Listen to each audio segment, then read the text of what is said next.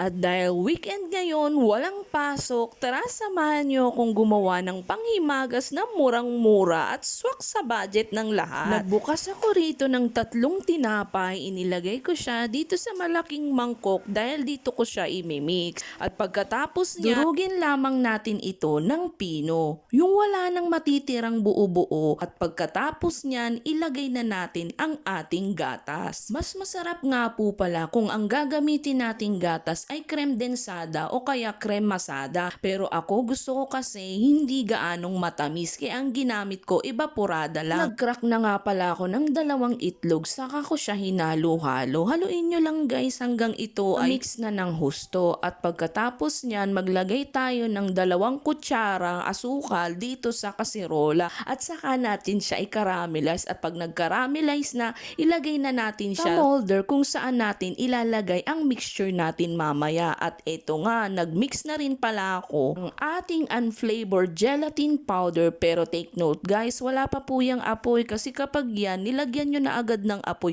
mamumuo ito. Kaya ayan, ngayon pa lang natin binuksan ang apoy at saka natin inihalo ang ating minix kanina. Ayan guys, dahan-dahan lang ang pagsalin na. At pagkatapos kumulo nito, ilagay na natin agad dito sa ating molder. Sensya na guys ha, wala pa rin akong lianera. Ito na lang munang bowl. Ayan guys, 2 bowl lang ang ating nilagyan. Dahan-dahan natin siyang ilalagay para hindi matapon. At ready na yan, papalamigin na lang natin. Ilalagay natin siya sa fridge for 1 hour at pagkatapos niyan, isalin na natin siya.